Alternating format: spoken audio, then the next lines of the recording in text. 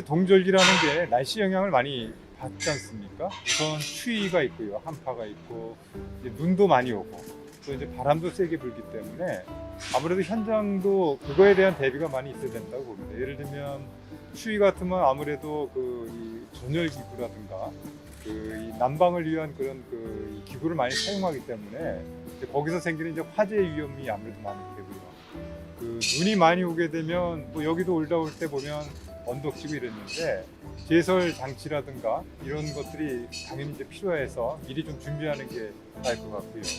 또 이제 겨울에 불어오는 이 강풍 같은 경우에는 공사 현장에 있는 이 밖에 비계라든가 이런 가설 자재가 쉽게 휘거나 무너지거나 안전에 영향을 줄 수 있기 때문에 아무래도 동절기에는 그런 주변의 날씨의 영향에 맞게 충분히 좀 대비가 되어 있는가 이거를 중점적으로 볼 수밖에 없지 않나 이런 생각을 합니다.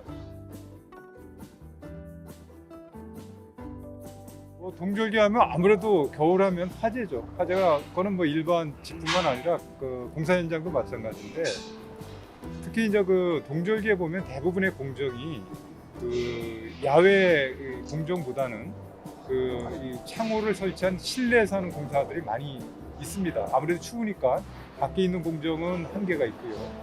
실내에서 하는 공정이 많이 있는데 실내에서 하는 공정이 중복돼서 하게 되다 보면 예를 들면 스프링클러 같은 거 설치할 때 용접 작업을 하는데 옆에 있는 단열재나 이런 불 붙기 쉬운 자재가 있게 되면 이제 불똥이 튀어서 이제 화재가 나기도 하고요.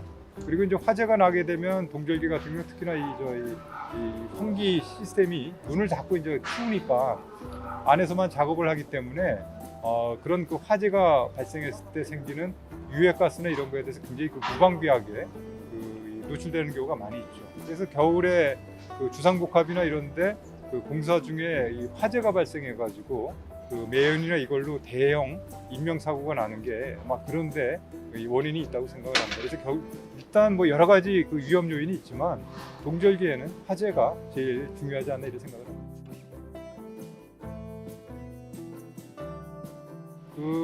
화재에 대한 안전 이 절차나 안전 기준이나 이런 거는 많이 있습니다. 많이 잘 알고 있고요. 우선 대표적인 게 아무래도 이제 불이 날 소지가 많은 이 가연성 자재 같은 거에 대한 관리가 우선 제일 중요하죠. 그걸 따로 분리해서 잘 보관을 한다든가 아니면은 불이 날 위험이 있는 공정하고는 좀 멀리 떨어지게 한다든가 이런 게 중요하고요.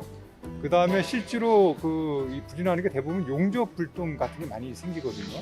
용접할 때도 보면 이 용접 불똥이 비산되지 않도록 안전망이나 이런 걸 설치하도록 되어 있는 게 있는데 그런 안전 수칙을 철저히 지키면서 한다면 설사 좀 불똥이 튀더라도 그게 화재까지 이어지지는 않을 수 있는 그런 게 있다고 보고요.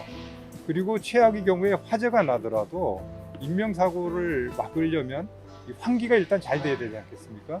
이제 환기 시스템에 대해서 철저하게 좀 준비를 하고 유사시에는 이 환기가 될 수 있도록 하는 그런 좀 자세나 준비가 필요하다 이렇게 생각을 많이 하고 있습니다.